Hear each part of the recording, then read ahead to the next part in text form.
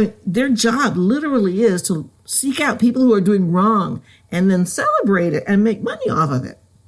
So it was kind of interesting that they were all saying, we're going to talk to this guy. I mean, he really needs to know to do what's right and wrong. You see, understand people that what's happening with right and wrong, because right and wrong has always had something to do with politics too. Even though it just seems like television, it's all one and the same thing.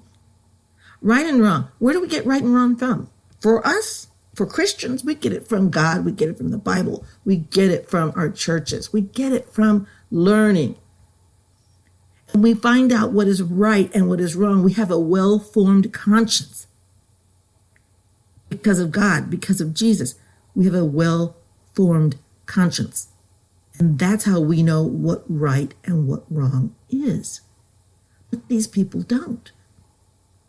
And so it's perfectly fine for them to go on TV and say, oh my gosh, they're doing what is wrong. Because now, for them, God's out of the picture, you understand? Because environmentalism makes man God.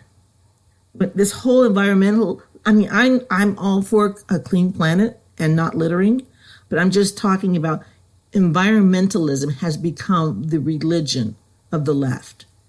It is the religion. I mean, they live and breathe based on environmentalism. Save the planet, globalism, everything about the planet at all cost. Oh yeah, now they're going to tell us they can control the climate if we all do what they say. And probably pay extra taxes. Al Gore is rich selling that snake oil. A lot of people are making a lot of money selling that snake oil. I want clean oceans just like the rest of us. I want clean air. But I cannot take all the responsibility on myself. And I find that when people think that it's criminal, and actually for them it's a sin to contaminate the earth. It is a sin to litter. It is a sin to put a trash in the ocean. It is a sin because that's where their moral compass is. But it's not a sin to let your little girl dress up like a boy and your boy dress up like a girl at the age of 4. That's not a sin to them. You see how wishy-washy that is? Because when man becomes God, and that's what environmentalism is, and just like Adam and Eve in the beginning, what did Satan, the serpent, promise? Well, you will be like God. You will be like God. And so if you will be like God, environmentalism makes mankind God. Because we're going to control the planet. You see, it's all politics and religion. They just don't put the same labels on it. Man should never aspire to be God. That's what Satan did to begin with. He was jealous of God and God's power. So we have to be very careful. I mean, not the people that I know who are probably listening to my show, but we have to be very careful and understand that for them, it is their faith. Even my own kids, they are so obsessed with environmentalism that they wouldn't dare, take a plastic bottle and put it in the regular trash. No, oh my gosh, you can't do that. You can't do that, right? It's okay to do everything else that I told them not to do until marriage. That's all fine. Because you know what? My kids were fine. Your kids were fine.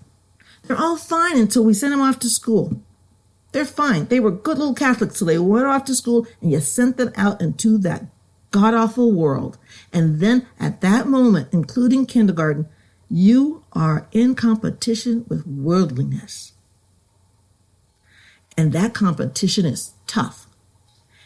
And we are outnumbered and outgunned. I'm not saying that it's not their kindergarten teacher. No. It's the world. It's the world. I'm telling you. Okay, before my kids went off to kindergarten, each one of them, I had 4 at very close ages. They were 6, 4, 2, and 0 all at once. That's how close I had them. And each one would go off to school, and my teaching to them was don't hit people, cover your mouth when you cough, and say please and thank you, And you stand in line, you wait your turn because there was 4 of them. They learn to wait their turn, and don't hit your brother, and don't spit because that's gross, and all those horrible things that I told them not to do. First day of school, guess what? They would come home. So-and-so hit me. So-and-so sneezed on me. So-and-so pushed me. Everything I taught them not to do was done to them the first day of school. So the world is really, I think the devil knows he's got the world. So, God's got our souls, but the devil's winning on the worldliness. So I'm saying we really have to be aware of that. I wish I'd homeschool them all. I was probably too selfish and lazy to do that. I homeschooled them off and on, and it was a privilege. I was lucky to be able to do that. And it wasn't as hard as I thought. If I had to do it all over again, I would definitely homeschool. So we are a Christian nation. We will not be a Muslim nation. God bless you if you're Muslim, but we're not going to be a Muslim nation. Because Christians are strong in their faith. We've been silent too long, but we won't be silent any longer, particularly after they've shut down our churches. I think we're going to be really nice and mad by the time our churches open again.